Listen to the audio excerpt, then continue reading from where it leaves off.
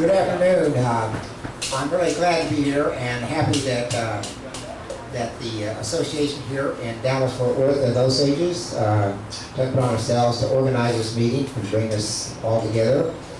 I would like to say that also it is a pleasure to really get out of Osage County for a little bit and look at faces. I look at a lot of faces I see in Osage County here today, but also I see a lot of new faces, and I'm happy to see all of you folks who in this area came out to listen to the candidates.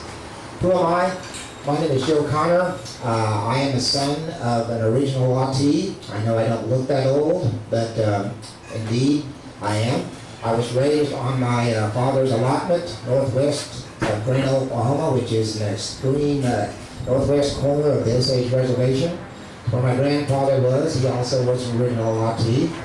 People say, you know, you're raised way up there in the boonies away from all the other Osages. And I said, well, you know, I was surrounded by Osage families in that area. We had about half a dozen families who had original allotments in that area when I was growing up. And so I was surrounded by Osage people, even up in that remote portion of the county. So I currently live in Fairfax, and I'm happy to be there.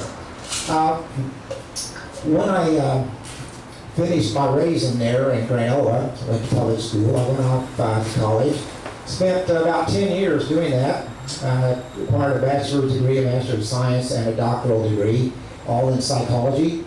After that, I spent 10 years with the Indian Health Service in various parts of the country, including Washington State, New Mexico, and 2 stints here in Oklahoma.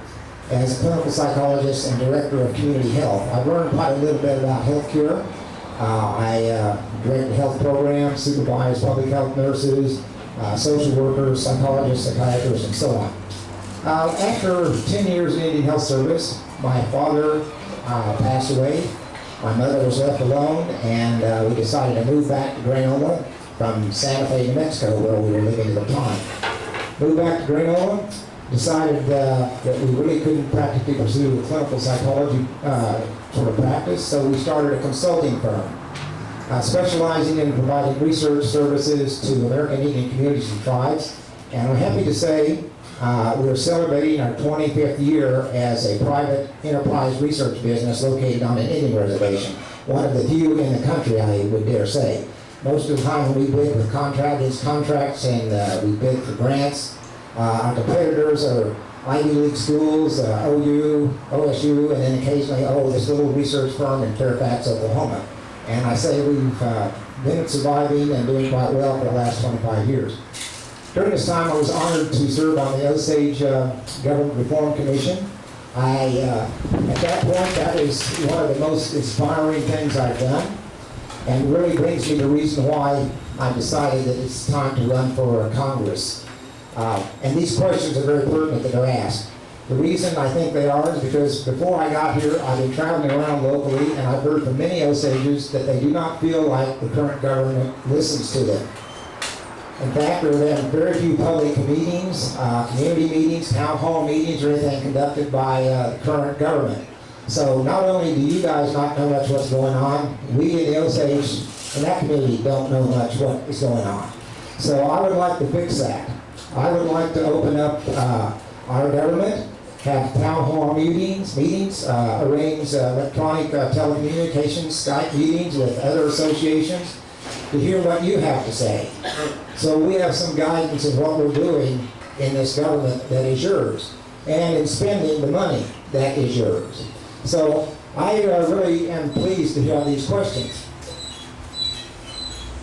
And I would like to say that the constitutional reform process was an arduous process. It was not a perfect process, but we did provide for a means to police ourselves. One of the things that the Osage people told us was they wanted ethical government. They wanted to eliminate favoritism and nepotism in the government. That means hiring relatives, friends, family, and so on. And the Constitution set that up. Congress came in, filled the void, created laws that allowed this to happen. Now, the personal tragedy involved in that, I am in sympathy with that, but I think the process worked.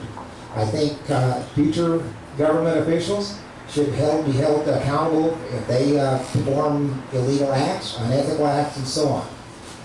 The LLC. I'm not a fond supporter of the LLC. I believe, and many of you do, that has been money well wasted, and plenty of it. We keep endorsing it year after year. We keep putting more money into it. I realize it's now not having any appropriations recently. We're going to let them hang on to a couple $1 million more to see if they can do anything with it. I'm not so sure that's a good idea. So I would really be interested in revisiting the LLC. If there's some wrongdoing, I think people should be prosecuted. I think that should be investigated. And if that comes to pass, then it needs to follow that course. $1.3 million for building and construction. While I do see there's a need to renovate and do some construction in the Osage campus, I don't know how many people were involved, particularly in the community, in getting their feedback. I know there was 1 or 2 meetings on that years ago. I attended one meeting, we gave our feedback, and the people facilitating the group said thank you, folded their flip charts and left, and we never heard anything else about whether they took on any of our suggestions.